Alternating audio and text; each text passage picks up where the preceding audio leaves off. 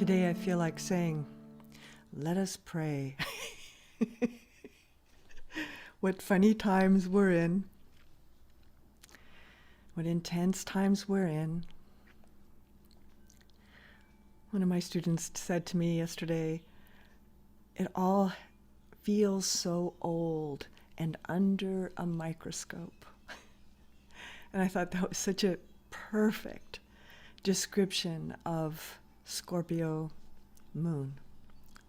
Eclipsed Scorpio moon. So we're in a lunar eclipse tonight, or this morning actually, but it's still very much in action. And it's a time for old things coming up. Old things coming up. And you know how I name the moons? I've been calling this one, what is meant to be moon. You know, and I don't mean to sound ominous. It isn't. It can be refreshing. It can be life-changing. It can be all new again. It can be healed. And it can be rough because there are so many different things at play stimulating the life. Wake up, wake up, wake up, wake up, right? And we are waking up sort of out of the dream, you know, into the reality of these changes that are very, very intense. And so it's a little bit, it can feel like a bit of a pressure cooker, right? Getting more and more, and you gotta move the valves so that the steam comes out so you don't blow, you know, or that you're part of a blow up, or that something is happening around you that's blowing up, or that you can actually be the one that turns the valve to let the steam off, right? That's the lighthouse position, right? To stand there and let the pressure off. Because what's trying to be birthed, though, sort of needs pressure, you know? So we need the pressure. So it's not bad, it's just intense. It's also the Wesak, right? And we just did that at Meditation Mount yesterday. We did the whole water blessing for the Wesak. And if you want to see that, that is available on Meditation Mount's website. You can watch that, because the esoteric way that you deal with the full moons is by solar rather than lunar. So when we say it's a full moon, we're saying today it's a Scorpio full moon. But in esoteric tradition, we say solar Taurus. And so Taurus is the Wesak. It's once a year. It's very powerful. It's when the Buddha comes once a year to touch down through the energies to us. And so there's an extra blessing available because it only happens once a year. And that position that the Buddha holds is not forever. It's for now, because there's a point where the Buddha will ascend, right? And then a new master takes that position, which they say is the Christ, fills the position of the Buddha, and then new master of a Messiah, whatever you want to call it, comes to the earth, which all of these things are unknown and mysteries. But it's interesting because it's a super powerful time. That's the point. The Buddhic blessing can open up the third eye because it is light, the power of light. The Christ blessing is the power of heart, right? And so these old teachers that are still carrying weight and are still disseminating energy upon the planet, we're affected by. And on this particular full moon, Wesak, it's even more powerful. So it's just something to bring into this mix. I was thinking, I'll show you the chart just because it's interesting to see it. This is the chart for the full moon. And, you know, here's the moon in 14 Scorpio opposing the sun, 14 Scorpio exact, conjunct Uranus, conjunct Mercury, opposing the moon, right? That's a big, strong, intense configuration, and Mercury is still retrograde, right? So these are powerful times as they've been of late. But I thought it was kind of funny because obviously King Charles does not have an astrologer any longer because you couldn't be coronated on a worse day than tomorrow. So I just thought that was so interesting because always the kings had astrologers on staff, right? And so here he is getting coronated on a Mercury retrograde with sun in a full moon opposition to Uranus. It's interesting, you know? So this energy is happening. And the other name besides what is meant to be moon that I had for this is super sensitive. And so there could be a lot of emotions going on right now, a lot of hypersensitivities, easy to get into disagreements and fights and just hard energy. I was driving up to Meditation Mount and there were people just driving so crazy, like more than I've ever seen. And just like big trucks going rah, rah, rah, you know. And so there's just that energy out right now. And so all the more important to hold steady, right? And when we meditate, we're practicing watching our thoughts, watching not being affected, not being thrown by fears, not being drowned by upsets, but to keep sort of being, I like to say, buoyant, right? You just kind of float back up like a buoy does, you know, big wave, whoosh, and it goes dink, pops back up. And that's sort of the feeling of consciousness, right? It just kind of pops back up. It doesn't mean you don't get dunked. You do get dunked, but you kind of pop back up. And that energy of that consciousness is a choice that we make all the time to choose to hold in this way. And this idea of the what is meant to be moon, I think causes like an unrest. Even as I say it, I can feel it go woo, woo, woo through the group, right? Because you're, what if I don't want it to be like that? But when you're aligned with soul, it's always perfect.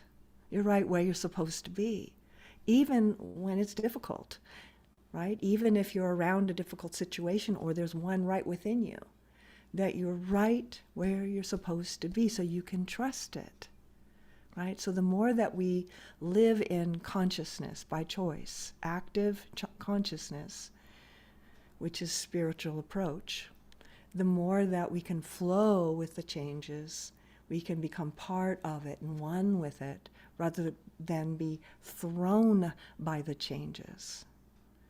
So we're just in the middle of a lot of change, and there's more to come and more to come, right? And so it's an opportunity in a way to build muscles, right? To work out, to strengthen your inner state, not to stop, get away from things, but to be in things, in the situation, in the life, present, wide-eyed, open, in awe, ready, willing, right? In service to. We can do that. But that's a choice, which is what we do when we're conscious meditators, right? So here we are with that Uranus, as you saw, some of you that know the astrology, Uranus is sitting there too in the opposition, and it is sparky, shocking even, awakening. Think of it like a rooster crow, right? It wakes you up. What? You know, we sort of have to pop out of the dream. So there's this pay attention kind of quality to these times, and we can use these times to grow with and grow ourselves and grow into deepening and to grow into our own ever-expanding consciousness. Scorpio doesn't miss anything. It picks up the rock, and it looks underneath of it, It wants to know everything. It has X-ray vision, right? It's psychic. And so what can appear to be a dirt clod, right? What can appear to be a dirt clod can be a crystal within, right? So what we might think that a situation is the dirt clod, but within it, right, is this essence. And that essence with Scorpio can be revealed, right? That you wash the mud off. And then there's this, right? There's this with all these facets. That's our essence of soul that we get to discover at a time when we're not missing anything. We're staying awake.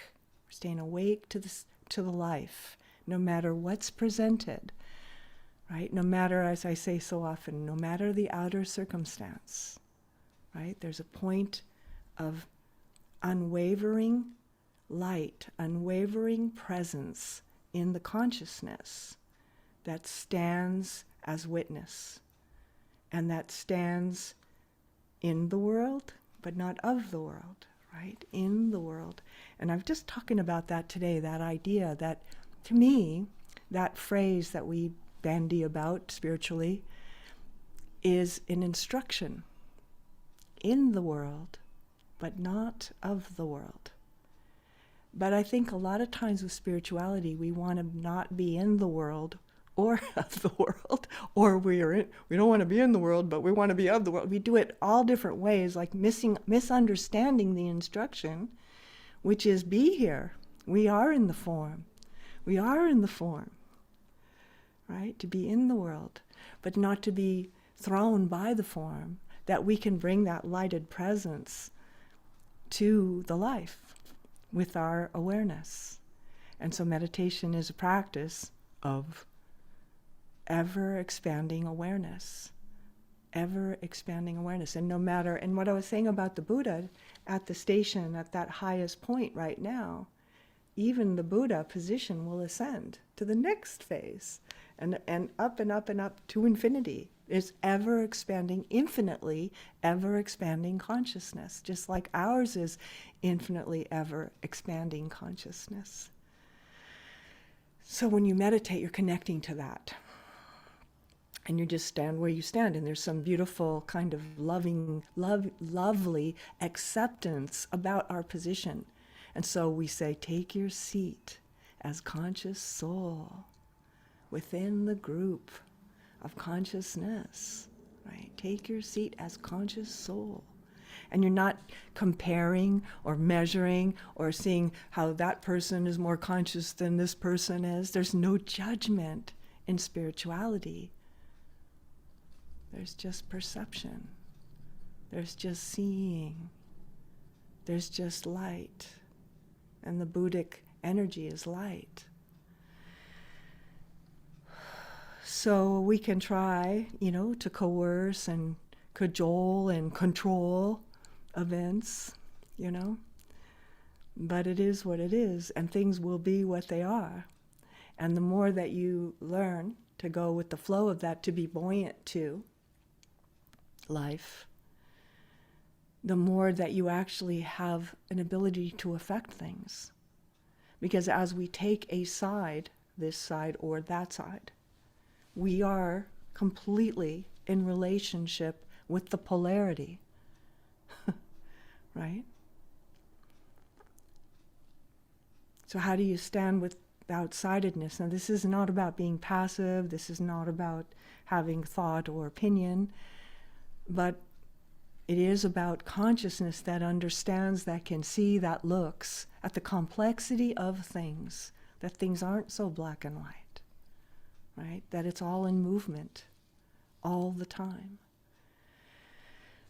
So we're working with that energy, and we're unearthing these truths and seeing clearly.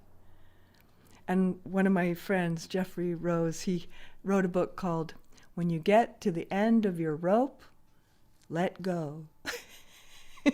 Right? So there's this not needing it to stay the same. I have a meditation on SoundCloud that I really like, and it's called Let Things Be Different. Let things be different. Let things be different. Let things change. Because it's a messy business, the life, you know? And it has to be. This place is dual. And so because of that, we have to work within the actual thing of it. So I think that's what I want to say today about the energy right now. And I think we'll go into the meditation now. So find your position, meaning get comfortable where you are. And if you can be sitting, it's better, of course. I always talk about that. Your chakras line up vertically. So when you lie down, it does a different thing in the meditation, and it can be not as powerful. Plus, you can fall asleep. And you can fall asleep sitting up too, but it's a different kind of sleep, I think. And oftentimes you'll see in meditation that people will, in a group, you'll see people, they'll be meditating and then they go, it's like there's this jerk, right? And those can mean very many things, actually. It can be falling asleep and waking up. But what I've noticed is a lot of times, based on how much resistance there is in the personality, it's almost like you're getting shaken awake. And it's the opposite of falling asleep. And it's interesting because if that's happening, sometimes the brain or the personality part of you doesn't want to hear, know, see something for whatever reason, right? And so it sort of goes into this state, right? And then it awakens, and then it goes back into the state, and then it awakens. And sometimes, oddly, that's the fastest route. So I feel that it's good to trust what happens in a meditation. I wouldn't lie down because that you could actually totally fall asleep, right? It's just too much practice of laying down means sleeping. So it's very hard to stay in an awake position when you lie down. But when you are sitting, and if the mind goes into that state, let it. That's okay. It's a phase. It's a phase in meditation.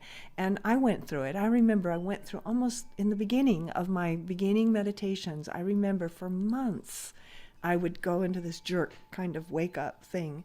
And I knew that things had happened, but I didn't know what. It was almost like it was going on behind the scenes. And then it just stopped. That didn't happen anymore. It almost never happens any longer. But there's a reason. It's like preparing the consciousness for the material or for the information stream. So as I say always in meditation, whatever you naturally want to do, like where you put your hands, how you put your hands, how you want to be, if you move, if you stay still, all of that, there's reasons for all of it. The mudra that your hand falls into, right? All these shapes all mean different things.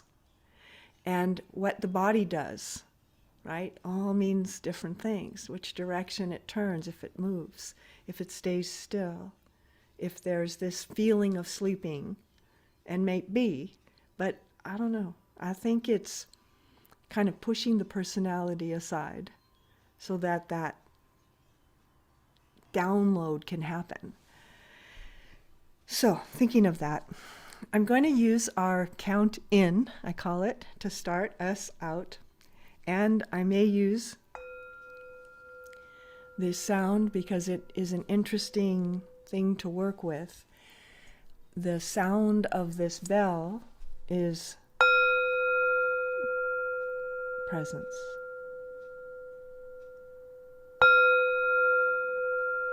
Present.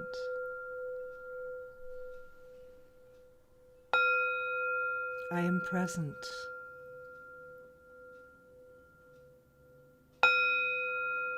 I am present. Om. I am present. Om.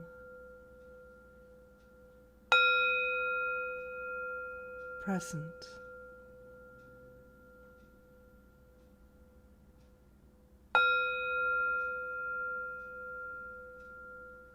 And just using that sound to go in now, going in and in, into the allness, into the stillness.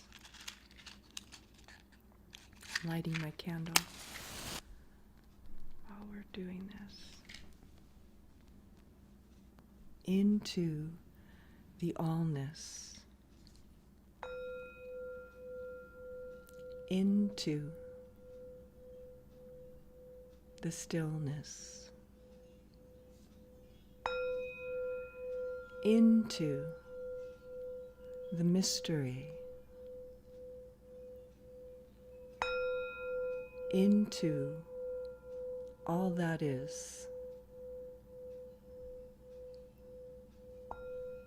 into the moment. Om, Om, Om. And that Buddhic blessing is still available in the ethers right now. And I want you to allow that blessing to be received by yourself. Allow the blessing, receive the blessing. And because it moves as water, think of it moving through the water of you, that we are water, a lot of water, 70%. The earth is 70% water. We're 70% water. There's a lot of water, and that blessing moves through the water of you. But think of it moving through the water of your house, inside your own house, inside your own plumbing, inside the rivers that run below that you can't see, and then the rivers that you can see. Think of that water being blessed around the planet, oceans, oceans of blessing, oceans of blessing, and receiving this deep touch through the water in your house, in your body, in the cell walls, in the DNA.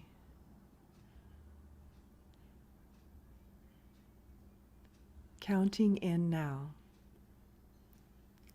Star, sky, earth, ocean, land, mountain, tree, all beings, self, soul,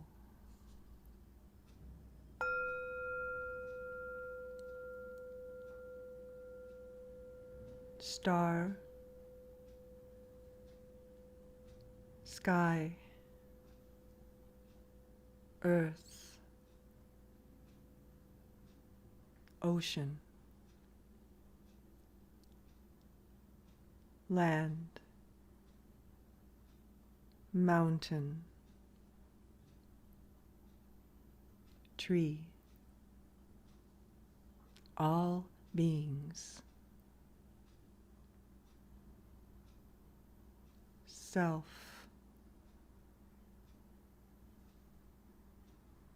soul,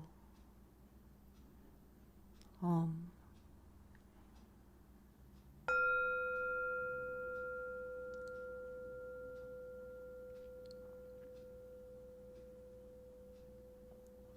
Deeper still, star.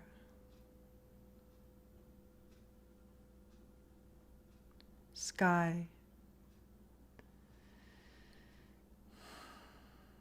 Earth. Ocean.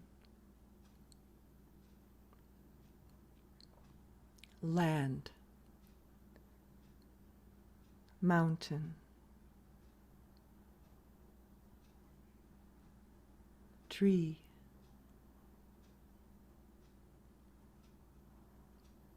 All beings.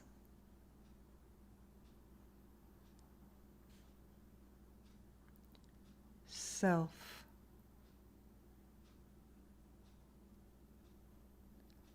Soul. Om.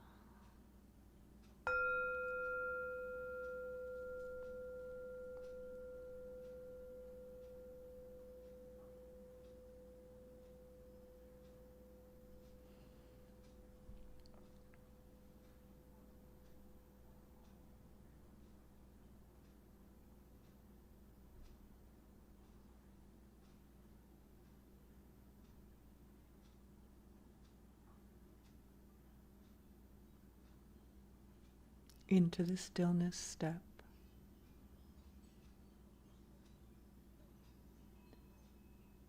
Merging with the silence behind the heart.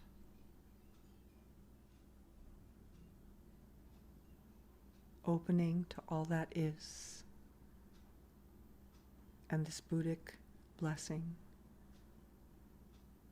Receiving.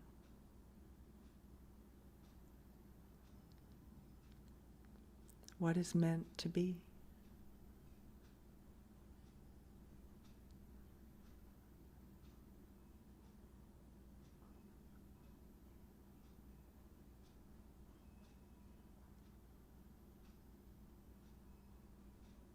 Letting the stillness permeate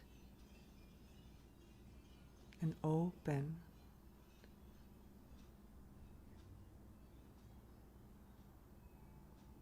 And light the way.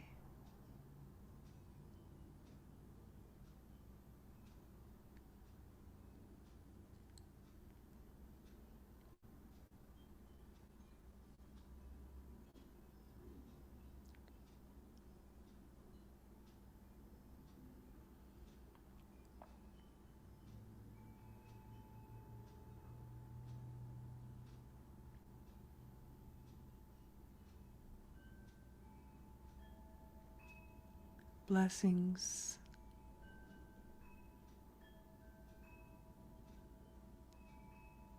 Blessings.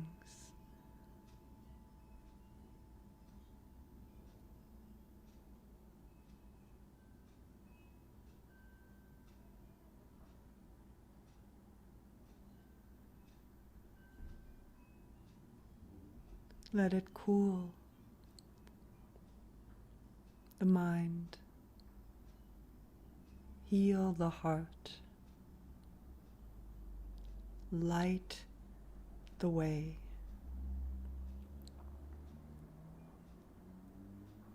Blessings.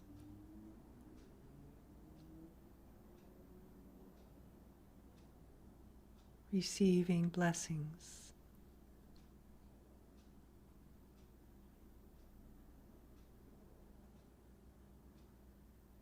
And the blessing is light.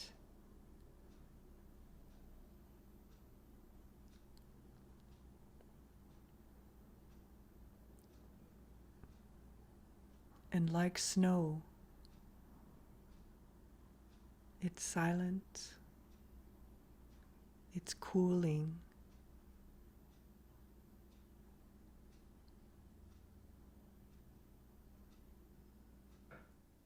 and soft.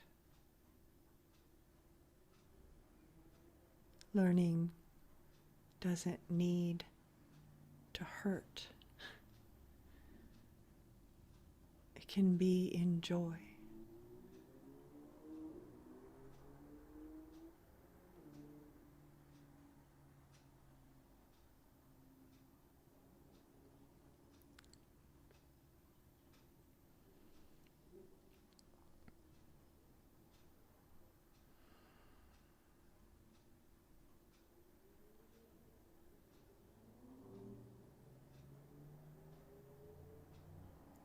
star,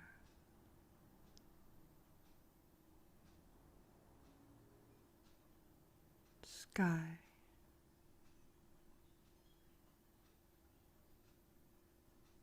earth,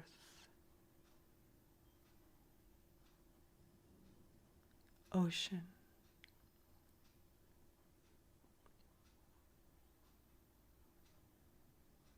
land,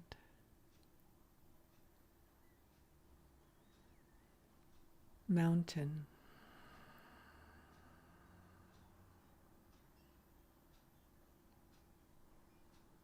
tree,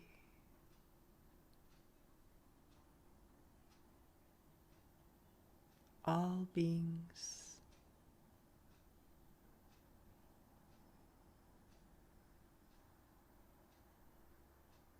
self,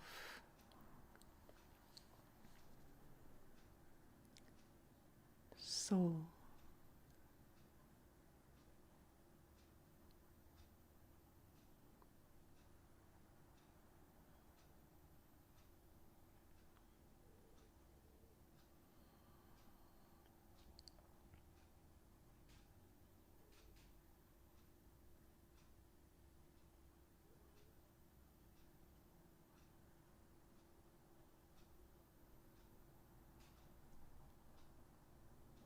light to light,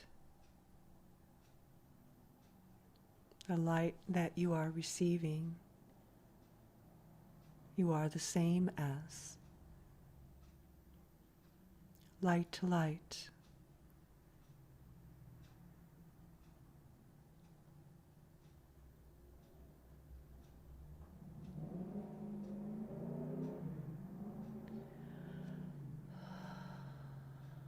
so that you become radiant, filled with light, shimmering with light. Even in this time, a candle is brighter in the dark.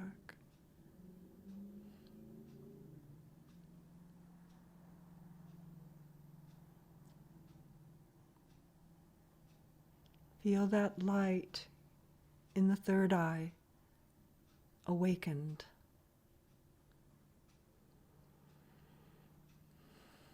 And breathing through that point in the third eye, breathe through that point now.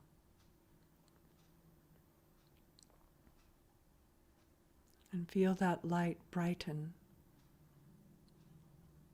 metaphorically or quite literally. Light. And from that point, like a unicorn's horn, imagine that point from the inner head center to send a line of light out to our planet, to our planet, to our blue earth.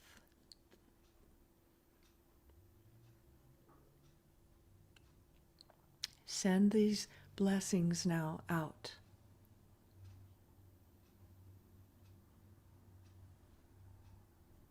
To all beings, to those archetypes, star, sky, earth, ocean, land, mountain, tree, all beings, self, soul, Om.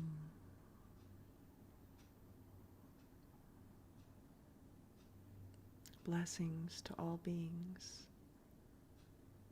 Blessings to all beings. Blessings to all sky. Blessings to all ocean. Blessing to all land. Blessing to all mountain. Blessing to all tree.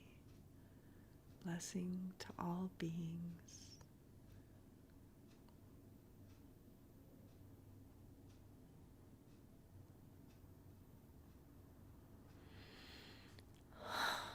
And then use your breath to collect yourself back into this moment and into this time and space.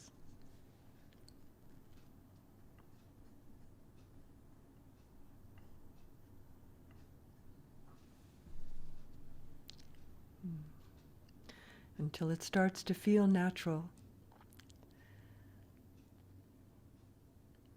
To transition out of this meditation when you're ready to. Taking your time, full of light in these interesting times. Full of light. Yeah. It's important. Don't lose hope. Don't get thrown off. Stay present.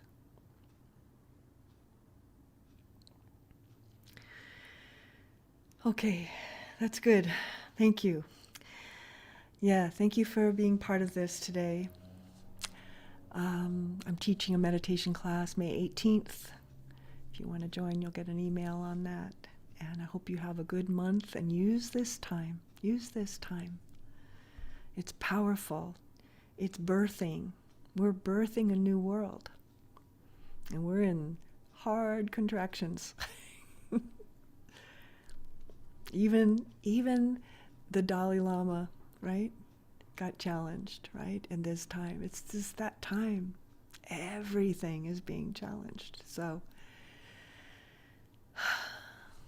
blessings, blessings, blessings. Just keep holding that for the world, for the highest good for all. It's happening, and it's good. But it's hard, you know? It can be hard. So thank you for being part of this. I'll see you next time. Have a good month. Work with this. Practice. If there's a practice right now, it's to let go. Don't be attached to the form of things. That's always a hard one. Practice. Okay. Bye. Thank you. I feel you.